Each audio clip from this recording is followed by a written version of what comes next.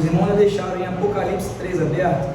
Antes de a gente ler, eu quero trazer uma introdução simples e básica das cartas, das 7 cartas das igrejas. E a gente vai falar sobre apenas uma igreja. E a primeira igreja que foi descrita por João, lá em Apocalipse, foi a igreja de Éfeso, que era uma igreja que perdeu seu primeiro amor. Uma igreja que tinha um trabalho eficiente, era paciente, tinha uma boa doutrina e era firme, mas ela perdeu o seu primeiro amor. Então o Senhor, ele pega e adverte aquele povo a se arrepender e voltar às primeiras obras. A segunda igreja é a igreja de Esmirna, a igreja que era sofredora e fiel. Era uma igreja que era fiel, mesmo em meio à tribulação e muita pobreza. A terceira igreja era a igreja de Pérgamo, que era uma igreja que tolerava falso ensino. Então era uma igreja que não negava uma fé, apesar de tanta perseguição, porém ela tolerava uma doutrina herética. E a quarta igreja que João fala é a igreja de Tiatira, que é uma igreja amorosa, mas tolerava também o pecado dentro da igreja. E a quinta igreja é a igreja de Sardes, que era uma igreja morta espiritualmente, que alguns remanescentes fiéis tinha nome de viva, mas estava morta. E a sexta igreja, irmãos, é a igreja de Filadélfia, que é a igreja fiel da porta aberta. É uma igreja que o Senhor elogiou de tal maneira, e que ela guardou a palavra e não negou o nome de Cristo, tanto em meio à tribulação. A sétima igreja, irmãos, e última, é a igreja morna e autossuficiente. E uma coisa interessante nessa igreja: não existe nenhum elogio citado na Bíblia para a igreja de Laodiceia. E é a igreja na qual nós vamos falar hoje, da igreja de Laodiceia. E de todas essas igrejas, nós percebemos que não é diferente da igreja atuais. E eu vou mostrar para vocês que vou falar da igreja que não tem nenhum elogio e é de fato uma igreja que é muito contemporânea, vamos dizer assim. Então, irmãos, vamos lá ler a palavra em Apocalipse, capítulo 3, versículo 14. Vou trocar o copo aqui.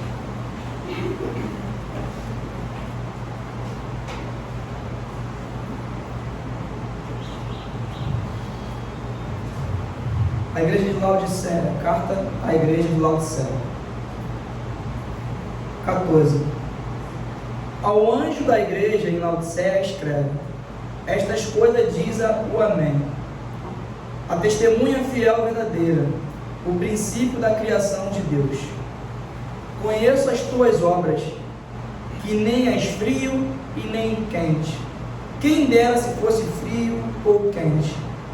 Assim, porque és morno, e nem és quente nem frio, estou a ponto de vomitar-te da minha boca. Pois dizes: estou rico e abastado, e não preciso de coisa alguma, e nem sabes que tu és infeliz, sim, miserável, pobre, cego e nu. Aconselho-te que de mim compres ouro refinado pelo fogo, para te enriqueceres, vestiduras brancas para te vestires, a fim de que não seja manifesta a vergonha da tua nudez. E colírio para ungir os olhos, a fim de que vejas. Eu repreendo e disciplino a quantos amo. Sê, pois, zeloso e arrepender-te. Eis que estou à porta e bato. Se alguém ouvir a minha voz e abrir a porta, entrarei em sua casa e cearei com ele, e ele comigo. Ao vencedor, dar-lhe-ei sentar-se comigo no meu trono, assim como também eu venci e me sentei com o meu Pai no seu trono. Quem tem ouvidos, ouça o que o Espírito diz às igrejas. Amém. Santo e amado Senhor Jesus, graças te dou, meu Pai, nesta manhã. Senhor, quem tem ouvidos, ouça o que o Senhor diz às tuas igrejas, Pai. Senhor, dá-me, Senhor, um pouco da tua unção, meu Pai, para que eu possa transmitir aos meus irmãos, Senhor, a tua palavra. Ajude-me, ó Pai. Perdoa-me pelos meus pecados, pelas minhas falhas, Senhor, pensamentos, Senhor. Não deixe que eu venha atrapalhar a tua mensagem, Pai. Meu desejo, meu Pai, é que meus irmãos continuem firmes na tua presença. Que eles continuem firmes até o fim, meu Pai, porque aqueles que vencerem, meu Pai, o Senhor diz: dar-lhe sentar-se comigo no meu trono, como também eu venci e me sentei com meu Pai. Senhor, ajude-me, ó Pai, ajuda a tua igreja a compreender a tua mensagem. Muito obrigado, Pai, por tudo, em nome de Jesus. Amém. Pode sentar, meus irmãos. Irmãos, o tema dessa mensagem, se é que eu posso colocar um tema, seria a frieza da igreja nos tempos atuais. Nós temos um texto base, em Apocalipse 14, e nós falaremos sobre a igreja de Laodiceia. De todas as cartas citadas, como eu já disse, em Apocalipse, essa foi a mais severa com a igreja. Jesus não fez nenhum elogio sequer à igreja de Laodiceia. A cidade era importante, era uma cidade fundada em 250 anos antes de Cristo. E uma cidade rica, uma cidade totalmente estratégica, onde a maioria dos comércios passavam pela cidade de Laodiceia, pois ela ficava nas principais rotas de comércio da região e do mundo. Uma cidade que tinha sua altivez, uma autoconfiança e uma igreja que tornou a cara da cidade. E nós possamos entender que nós não podemos nos moldar a cara da nossa cidade, e sim, nós não podemos ser influenciados pela cidade, mas nós precisamos influenciar a nossa cidade. E a igreja de Laodiceia, ela era uma igreja totalmente igual ao bairro, à cidade na qual ela pertencia. Após o terremoto que destruiu totalmente a cidade, ela foi a única igreja, o único que negou a ajuda do império para a sua reconstrução, porque ela era totalmente sozinha, porque ela se sentia a igreja mais poderosa, a cidade mais poderosa, então ela negou a ajuda do império romano. Algumas marcas dessa igreja e dessa cidade era a riqueza, onde existiam muitos milionários, e de certo que a igreja também tinha essas pessoas milionárias. Era uma indústria muito grande de indústria textil, e era a maior da Ásia. Eles exportavam para o mundo inteiro. Era o maior centro médico, especialmente na área de oftalmologia. Era o polo de águas térmicas. E lá no livro de Colossenses, ele aborda sobre isso. Ele fala que existia 3 igrejas. Uma que era em Colossos, que a água de Colossos era uma água muito fria. A outra era Hierápolis, que era uma água muito quente. E Laodiceia também, que era quente, pois existia uma montanha na qual essa água já descia, e quando essa água descia pela montanha, ela chegava quente e totalmente insalubre. E Jesus, ele usa essas condições geográficas, financeiras e culturais para pegar um gancho e ensinar verdades espirituais para aquela cidade. Você repara que o Senhor, quando ele escreve algo, muitas das vezes, ele não escreve algo aleatório. Ele sempre tem um objetivo, ele usa a própria cidade, os próprios endereços, as próprias marcas que a cidade tem para poder falar com ela, falar na língua que aquela cidade fala. Ele fala sobre a altivez, ele fala sobre a água quente, que é o morno, né? Tudo isso porque aquela cidade possuía tais características. Então, irmãos, um dos aspectos dessa igreja, como introdução, era a frieza espiritual. Um dos maiores desafios enfrentados pelas nossas igrejas atuais.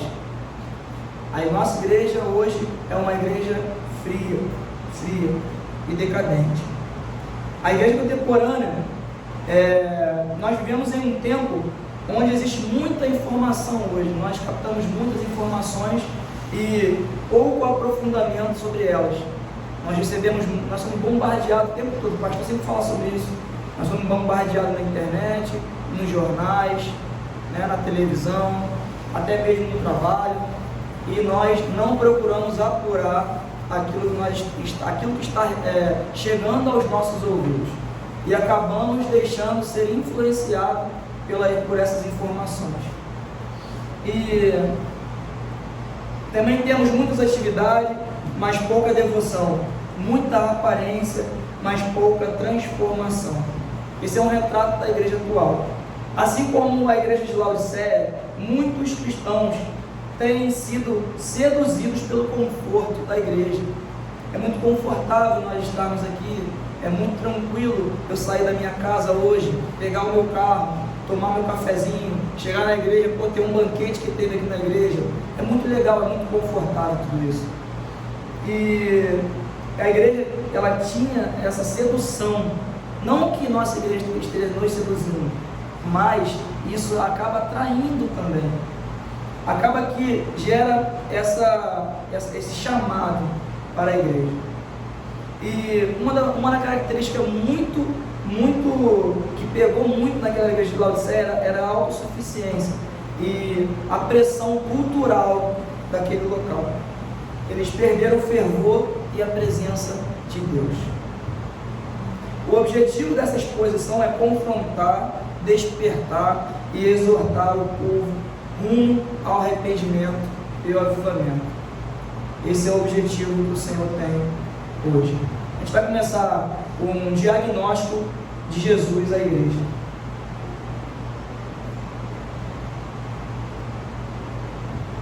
Amém?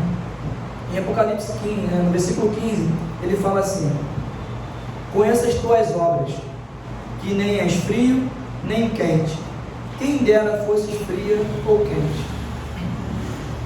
O Senhor, quando usa esse termo, conheço as tuas obras, o Senhor conhece nossas obras.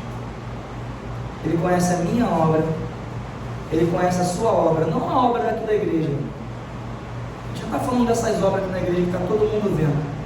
Ele conhece o nosso íntimo, o nosso oculto, quando ninguém está vendo. O Senhor, Ele consegue esquadrinhar o meu e o seu coração. A obra aqui na igreja, o Senhor também conhece, mas a obra na qual Ele cita é aquelas obras que ninguém está vendo. Jesus revela que a frieza espiritual não é falta de obras, porque tem muita gente, irmãos, que faz muita coisa na igreja, mas é fria espiritualmente. E não é falta de obras, mas é uma obra sem vida, é uma obra sem direção, sem propósito, é uma obra que nós fazemos porque precisamos fazer, porque temos a necessidade. Eu aprendi que se nós não apontarmos tudo que fazemos para Cristo, é algo sem vida. Se eu apontar o meu estudo, se eu apontar as minhas obras físicas para mim, ou para o pastor, ou para a igreja, é uma obra sem vida. Se nós não apontarmos para Cristo, é uma obra sem paixão e sem dependência do Espírito. Isso é uma coisa também que pega muito a gente, porque, por exemplo, uma pessoa que tem uma profissão, ela é engenheira, ela é um pedreiro, um encanador, o que seja. ela sabe, ela maneja bem daquilo. Então ela vai fazer uma obra que é para o Senhor, mas ela confia na sua, se é que eu posso dizer, na sua autoconfiança. Então ela se apoia nisso e ela acaba fazendo algo porque ela sabe. Então entra naquele negócio, eu sei, eu posso, eu faço. Então, irmãos, nós precisamos sim estudar, aprender e ser um bom profissional, mas nós precisamos apontar a nossa devoção e as nossas obras ao Senhor. Aí quando ele cita um outro termo, ele falou primeiro das suas obras, agora ele fala do segundo termo aqui, nem és frio e nem quente. Quando ele fala aqui na parte B, nem és frio e nem quente. Ele fala que o quente simboliza uma fé viva, vibrante, cheia de zelo. O frio simboliza o reconhecimento da necessidade, alguém que sabe que está distante. E às vezes nós julgamos alguém porque ela não está congregando, porque ela não está na igreja, porque ela não tem esse conhecimento e ela está totalmente fria. Ela não conhece a mensagem, ela não conhece a palavra. Então nós acabamos julgando essa pessoa. E também julgamos uma pessoa que está de frente, está trabalhando, está buscando, está orando, está sempre participando, e a gente fala que aquela pessoa está ali, que ela é totalmente religiosa, que essa pessoa está vivendo um amor verdadeiro com Cristo.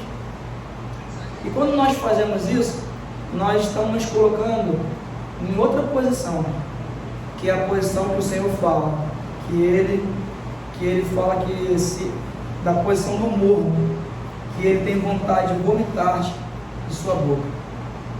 O morno é a pior posição que um cristão pode se encontrar hoje.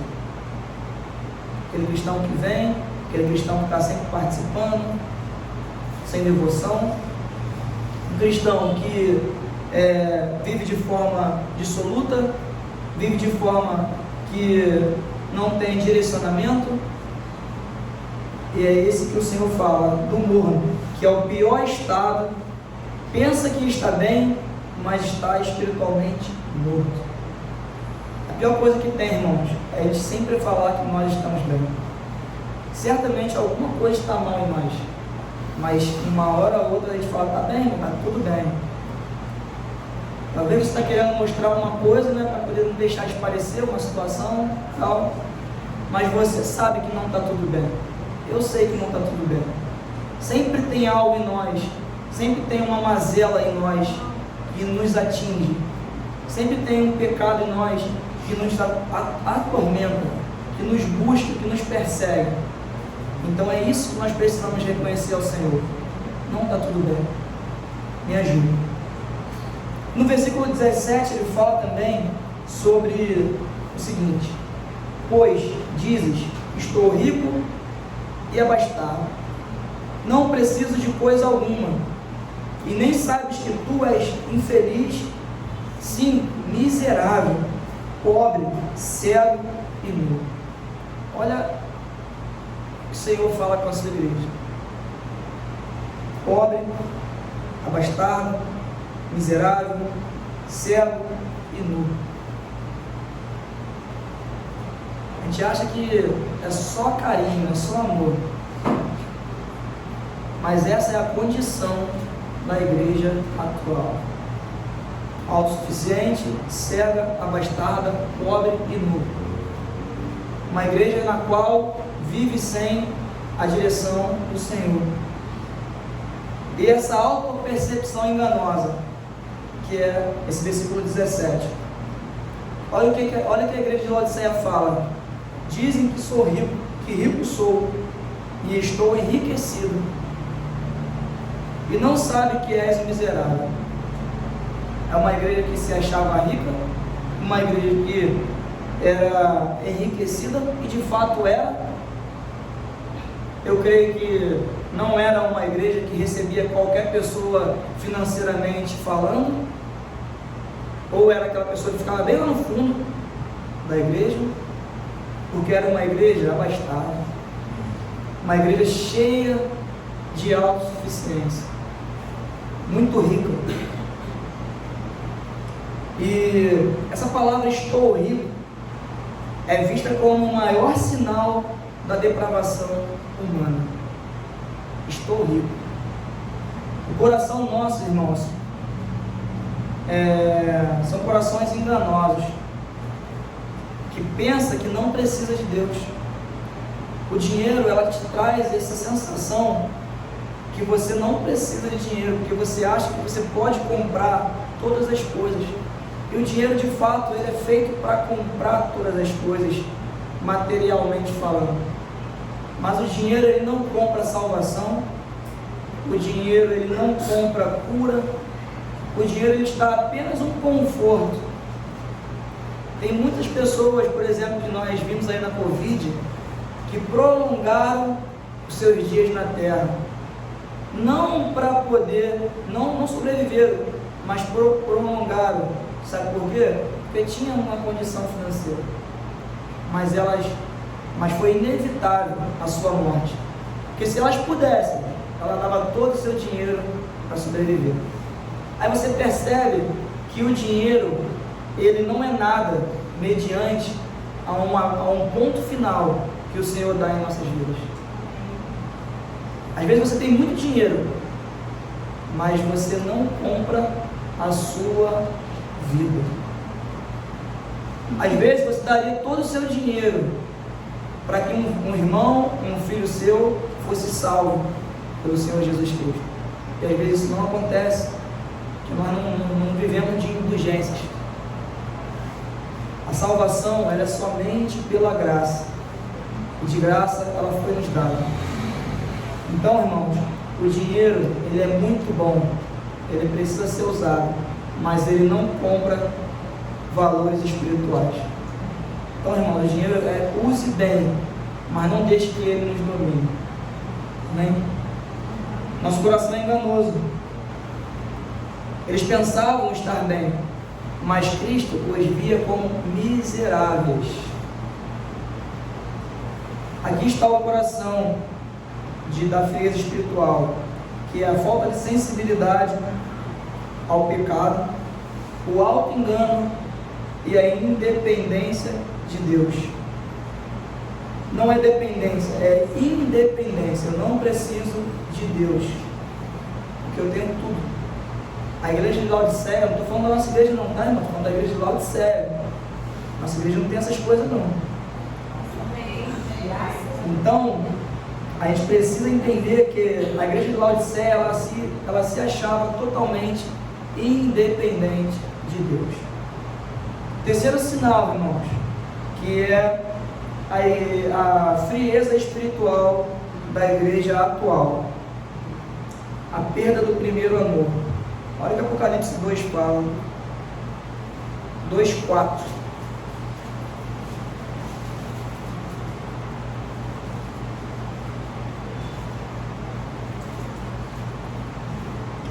Tenho, porém, contra ti, que abandonaste o teu primeiro amor. Isso aqui é aquela igreja que eu falei, né? A igreja de Éfeso. E uma das primeiras coisas que começa uma decadência da igreja é quando ela perde as suas origens.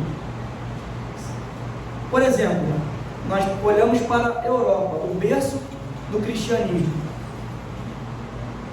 Hoje nós cremos sim que existem muitos e muitos irmãos que estão lá lutando, batalhando para um reavivamento da igreja europeia. Mas ali foi o início de todas as coisas. E hoje existe uma decadência muito grande, porque a igreja se perdeu na Europa. Hoje, muitas igrejas da época foram fechadas, viraram museus, viraram templos de outros deuses, porque elas perderam o primeiro amor, perderam as suas origens e esqueceram da onde iniciaram. Isso começa também em nós, quando você está num momento, numa caminhada com Cristo, e esquece da onde Jesus te tirou. Quando você olha para trás e vivia aonde você, a sua posição de onde você vivia, e para refletir isso, você percebe que nós vivíamos num lamaçal, vivíamos numa cegueira espiritual tão grande, na qual o Senhor foi fiel em nos tirar. E nós começamos a caminhar com Cristo, começamos a andar, começamos a viver uma vida de devoção, começamos a crescer espiritualmente e percebemos que quando a gente chega lá na frente, a gente começa a perder essa caminhada. Eu sempre cito a questão da gente nunca se preocupar em viver espiritualmente lá em cima, mas também nós temos que nos preocupar sim em viver de uma forma linear, de uma forma constante. Às vezes nós vamos chegar num ponto que nós vamos dar aquela subida, mas também aquela descida, e é normal, nós vamos falar sobre isso, mas nós temos que perceber uma coisa: nós precisamos ser constantes como Senhor. E um sinal dessa igreja é a frieza espiritual. O amor por Cristo foi substituído por rotinas, tradições e atividades. Esse é o primeiro ponto. Um relacionamento superficial com a palavra. Eu queria citar sobre isso, porque no dia aqui da entrega do certificado, o pastor leu um versículo que falava sobre a palavra, sobre a leitura, sobre o estudo. Cara, e a igreja perdeu o estudo da palavra. A igreja só ouve a palavra hoje, dia de domingo. E quando vem a igreja, porque se não vier a igreja, vai ficar fazendo almoço, vai sair, vai para uma praia. Não tem nada de errado nisso, a partir do momento que você não substitua isso pela palavra. E é por isso que nós hoje somos rasos na palavra.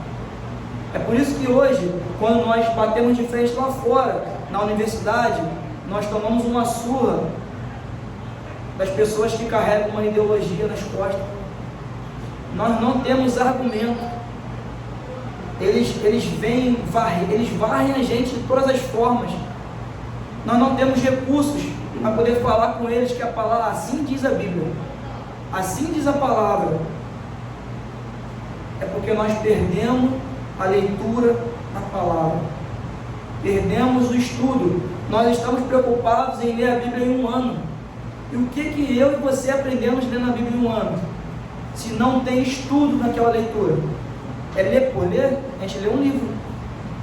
Nós precisamos de fato, irmão, ler a Bíblia 1 ano, 2 anos, não importa, nem que seja 50 anos, mas que você não leia, que você examine a Bíblia. É o que o Paulo nos chama: examine as Escrituras. Eu sempre falo sobre isso, que eu estou um tempão lendo Salmos. Eu estou ali, acho, se não me engano, no Salmos 41. Mas eu vou lendo o versículo por versículo. Se eu não entendo, eu vou pesquisar na internet. Porque, irmãos, é melhor a gente saber pouco e saber bem do que ter muita coisa na cabeça e não saber nada. E eu também vacilo com essa questão da leitura, muitas das vezes. Eu troco a leitura, às vezes, pela uma internet. Porque se você olhar o teu tempo de tela, assim como às vezes eu examino o meu tempo de tela, é absurdo. Quando você trabalha com telefone, é pior ainda. E o nosso tempo de Bíblia? Se tivesse um cronômetro, igual tem lá no Instagram, o tempo de tela, será que seria quantos segundos o nosso tempo de Bíblia? Ou quantos minutos? Então, irmãos, nós precisamos de ter mais tempo de Bíblia do que ter tempo de tela. E esse é um desafio da igreja. Muitos consomem, acabei de falar aqui, devocionais rápidos, mas não mergulham nas Escrituras. Oração mecânica e escassa. Ninguém gosta de orar, irmão. Eu gosto de orar. Não, a nossa carne, ela fica limitando o tempo todo contra o Espírito. Nós precisamos nos esforçar a tal ponto que nós chegamos numa linha espiritual a ponto de que aquilo seja normal. Porque ler a palavra, sempre você vai ter milhões de coisas para fazer. Aí às vezes nós deixamos lá para o final do dia, aí cai em cima da Bíblia, lendo a palavra e ainda fala que o diabo está furioso. Aí eu dormi, quando eu começo a ler a Bíblia eu durmo. Claro que você dorme. Experimenta ler a palavra quando você acorda sentado numa cadeira, do lado de fora no sol, tomando um café. Experimenta, você ver se você vai cair em cima da palavra. Se você cair, eu falo que realmente está acontecendo alguma coisa. Entendeu? Então, a gente precisa de fato nos esforçar para orar a tal ponto que seja normal falar com Deus. Porque a oração é quando você fala com o Senhor. E ler a Bíblia é quando Ele fala com a gente. É o que nós precisamos de fato. A falta de vida no altar pessoal e congregacional é algo também que nos atinge. O pecado é tratado com normalidade. Gente, todos nós temos um calcanhar, todos nós temos uma dificuldade, e nós não podemos tratar os nossos erros, nossas mazelas com normalidade. Nós precisamos sim lutar contra isso o tempo todo. E não podemos ter essa normalidade. A moralidade relativizada, os princípios bíblicos desluídos, o foco excessivo em prosperidade, status e autoajuda o tempo todo. Nós estamos distorcendo aquilo que o Senhor tem nos dado. O foco excessivo em prosperidade. Cristo não é mais o centro. Eu tomo o trono. É assim que nós achamos às vezes. E uma cultura de indiferenças. Pouca evangelização, pouca compaixão, pouco clamor pelos perdidos. Nós estamos deixando isso diluir. Nós estamos deixando aos poucos essas coisas passarem. A igreja de 50 anos atrás não é mais a mesma igreja de hoje. E quem estiver vivo verá que a igreja de 30 anos futuro não será a mesma igreja de hoje. A tendência, irmãos, é o ciclo fechar cada vez mais. A tendência é a perseguição aumentar cada vez mais. E ali o Senhor irá forjar os nossos corações. Quem estiver firme vai ganhar e vai sentar junto ao Senhor, assim como ele venceu junto ao trono do Pai. 4. O chamado de Jesus à igreja, 18 a 20 de Apocalipse. 18 diz: aconselho-te que de mim compre ouro refinado pelo fogo, para te enriqueceres, vestiduras brancas para te vestires, a fim de que não seja manifesta a vergonha da tua nudez, e colírio para ungir os teus olhos, a fim de que vejas. Eu repreendo disciplina quantos amo. Sê, pois, zeloso e arrepender-te. Eis que estou à porta e bato. Se alguém ouvir a minha voz e abrir a porta, entrarei em sua casa e cearei com ele e ele comigo. Olha o que o Senhor fala. Olha como é que ele inicia o 18. Aconselho-te. O Senhor, ele não fala, eu ordeno. Ele não fala, eu aconselho. Aí tem aquele ditado, né? Conselho fosse bom, né? Ninguém dava. Dava sim. O Senhor dá conselho aqui. Aconselho-te.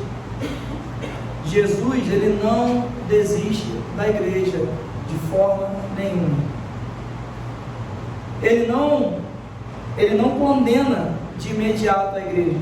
Ele não condena de imediato. Ele chama ao retorno. Então, irmãos, se você hoje se encontra numa situação que você perdeu o primeiro amor, que você perdeu a sua devoção, é um momento de retorno. É um momento onde o Senhor está falando, eu aconselho-te que de mim compre ouro refinado pelo fogo para enriqueceres.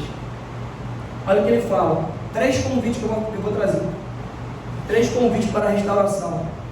Compra de mim ouro refinado. O que seria esse ouro refinado, irmão? Calma, não é dinheiro. O que é o ouro refinado que o Senhor cita? Eu trouxe que seria uma fé genuína, o ouro refinado. Uma fé pura e refinada pelo fogo. Uma fé inabalável. Uma fé não só quando o teu time ganha, que você fala, cara, eu sabia, eu tinha fé que o meu time iria ganhar. Não, não é isso que eu estou falando. Uma fé que quando deu certo no teu trabalho. Não, é uma fé que tanto quanto isso, mas também quando der tudo errado. Eu sempre digo, um dia eu vou trazer essa mensagem aqui, se Deus permitir. O dia mau. O dia mau vai chegar para todos. E só vai passar quem tiver uma fé refinada pelo fogo. O que seria o seu ouro refinado? Seria algo purificado pelo fogo, não uma fé de aparência. Aí ele fala sobre a segunda: veste-te de roupas brancas. Seria a santidade, seria a pureza. E acima de tudo, para você ter uma santidade e pureza, você precisa ter um arrependimento verdadeiro. É isso que o Senhor só vai colocar as vestes em nós, se houver um arrependimento verdadeiro. Colírio para ungir os teus olhos. Seria a nossa visão espiritual. Seria uma visão restaurada com um bom discernimento. É isso que o Senhor almeja. O Senhor usa aquela cidade, tudo aquilo que tem naquela cidade, que era maior o centro oftalmológico, e ele traz situações para embasar, para aquele povo que viesse entender o que ele estava dizendo. Eis que estou à porta e bato. Jesus está do lado de fora de muitas igrejas. Jesus está do lado de fora de muitas igrejas. Jesus seria entrar pela porta de algumas igrejas, não fica um. Por quê? Porque essa igreja é autossuficiente e vive uma fé morta. Pensa que é quente, mas é morno. Mas ele bate, ele está lá fora, mas ele está batendo nas igrejas. Ele bate porque ele quer entrar, porque ele quer restaurar, ele não quer perder ninguém. Ele tem ciúmes de nós, ele não quer perder ninguém para o inferno. Ele tem ciúme de mim e de você. Ele quer restaurar e ele quer avivar. E a igreja de Laodiceia, ela traz algumas aplicações para nós, para a gente encerrar. O crente precisa reconhecer a sua real condição. Nós precisamos reconhecer a nossa real condição. A gente vê que todo domingo houve uma palavra e nós não paramos para examinar a nossa real condição. Nós cantamos músicas, louvores, e nós não paramos para entender o que nós estamos cantando. Nós ouvimos uma boa palavra e quando chegar ali fora a gente já não lembra mais do que a gente ouviu. Se o pastor perguntar domingo que vem o que foi pregado, às vezes a gente não vai lembrar do que foi pregado, nem a mensagem. Mas se eu cometer um erro aqui falando, eu tenho certeza que vai ficar marcado. A igreja, como já aconteceu diversas outras vezes, de um pastor pregar uma boa palavra e no final ele se colocar, usar palavras mal posicionadas e a igreja lembrar somente daquela palavra mal posicionada. Tu lembra daquele ano que o pastor falou isso? Lembro. Mas a mensagem que ele pregou, ninguém lembra. Porque, irmãos, é muito fácil a gente evidenciar as coisas erradas do que as boas. E o crente precisa reconhecer a sua real condição. Sem o reconhecimento não haverá cura. O morno acha que está bem. Toda vez que nós achamos que nós estamos bem, liga um botãozinho de alerta. Liga um botãozinho de alerta. Segundo, voltar às disciplinas espirituais. Vida de oração intensa, estudo da palavra, consagração, jejum. Isso tudo você pode fazer, irmãos. Uma coisa que eu deixei de fazer, que eu fazia antigamente, era o jejum. E hoje eu reconheço a tamanha importância do jejum. O jejum, ele te desafia de todas as formas. Mas não é jejum de tela. Não, irmãos. O jejum, ele é muito além disso. A comunhão verdadeira com o Senhor. Terceiro ponto, abandonar o pecado escondido. É a nossa maior dificuldade. Abandonar o pecado escondido. Porque o Senhor, ele não vai te avaliar, irmãos. Não vai te avaliar você sentado no banco, igual vocês estão hoje aqui. Hoje todos nós aqui somos crentes. Mas lá no gabinete do nosso trabalho, lá na rua, lá no nosso íntimo, no nosso quarto, é onde nós somos nós mesmos. Então o Senhor, ele nos avalia dessa forma. Sem arrependimento não há fogo espiritual. Recolocar Cristo no centro. Jesus deve ser o foco da nossa fé, do nosso culto e da vida e da igreja. Viver uma fé que queima por dentro. Aquela fé lá do início, na qual nós tínhamos prazer de estar presente na casa do Senhor. Essa fé que o Senhor almeja. Essa fé que o Senhor quer de nós. A fé verdadeira, ela é quente. Ela tem paixão, tem zelo e tem impacto pelo mundo. É muito bom nós estarmos perto de pessoas que nós conseguimos enxergar Jesus na vida dela. É muito legal isso. Eu conheço muitas pessoas que a gente olha e fala, cara, que legal, tu sente a presença de Deus perto daquela pessoa. Não pelo que ela prega, mas pelo que ela vive. Porque pregar é muito fácil, falar o que eu estou falando aqui é muito fácil. Muito fácil mesmo. Quando você está falando de forma dissoluta, só lendo. Mas viver isso aqui que é muito difícil. E por último, irmãos, para a gente concluir, dentro do nosso horário, é a conclusão. A frieza espiritual não é inevitável. Ela vai acontecer. A nossa frieza, ela vai acontecer. Já aconteceu comigo, pode ser que venha acontecer de novo e outra vez, mas ela tem uma coisa, ela é reversível. Você pode reverter a sua condição atual, basta você buscar ao Senhor. Se você se encontra hoje numa condição que você acha que você está frio espiritualmente, você precisa melhorar, eu tenho uma boa notícia, ela é reversível. Ela só é irreversível quando os olhos se fecham. Quando o cara lá, o corveiro fala, posso fechar a tampa? Ali é irreversível. Mas na nossa atual situação hoje, ela é totalmente reversível. Jesus oferece restauração, cura e avivamento para a igreja. E a mesma igreja que estava morna é convidada. Olha para que ela é convidada.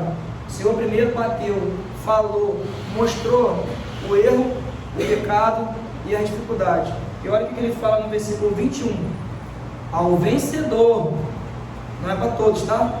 É ao vencedor, dar-lhe-ei sentar-se comigo. Olha o privilégio, irmãos.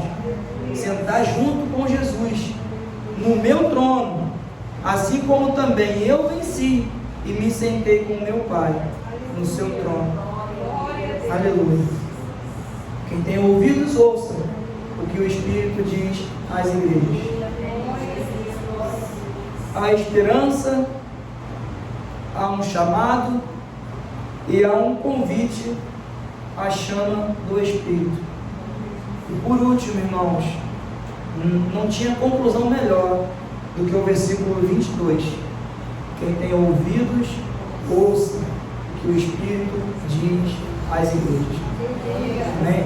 O Senhor está falando às igrejas, o Senhor está trabalhando, Ele está à porta, Ele está batendo, e só não abre quem está com os tampões ouvidos, quem está insensível e também aqueles que são autossuficientes.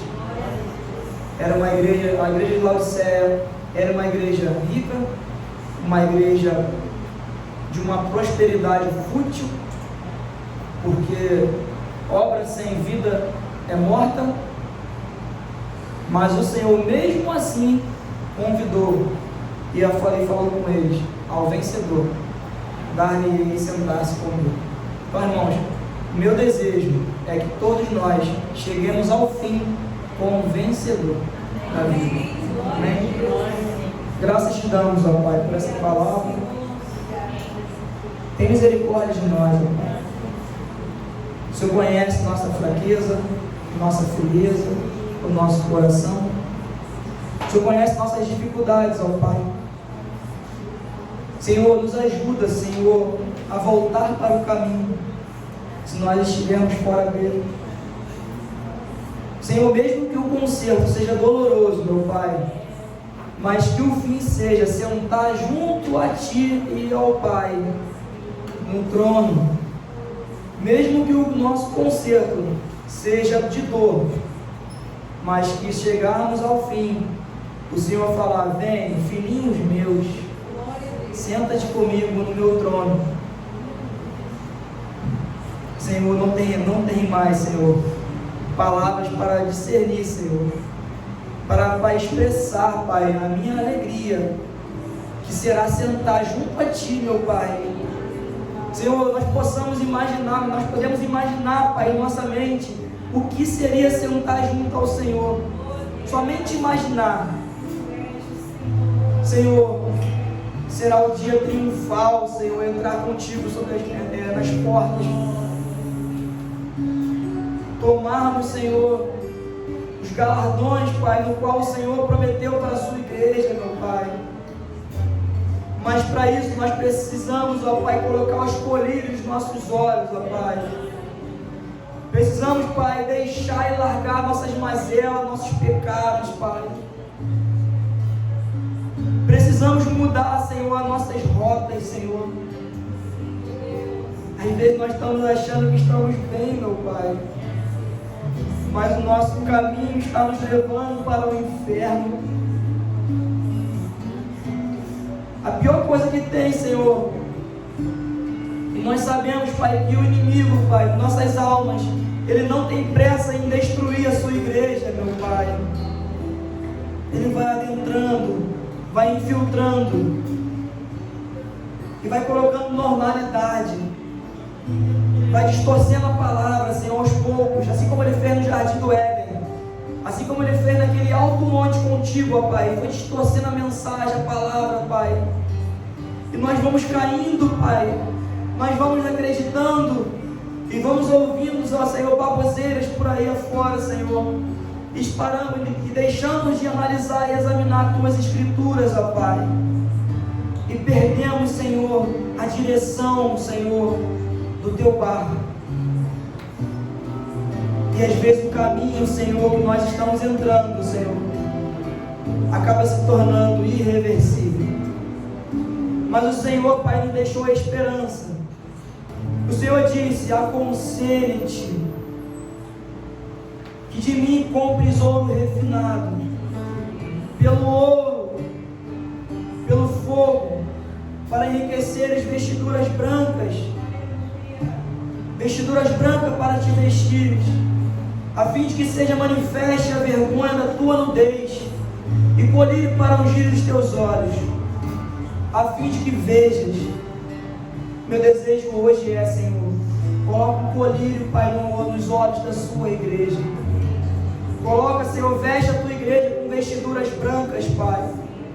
Retira a roupa suja hoje, meu Pai, da tua igreja, Senhor, para que possamos juntos, ó Pai, entrar, Pai, no coral celestial da tua presença, Senhor. Senhor, muito obrigado, meu Pai, pela tua mensagem. Ajude-nos, Senhor, a aprender mais do Senhor, aprender mais de Ti, da Tua palavra, Senhor. Enriquece a Tua igreja, meu Pai, com uma fé genuína. Enriquece a Tua igreja com o poder do Teu Espírito Santo, meu Pai. Que o Teu povo venha buscar riquezas espirituais, Senhor, que as demais coisas o Senhor irá acrescentar. Senhor, muito obrigado pela tua mensagem, obrigado pela tua presença e pelo teu Santo Espírito.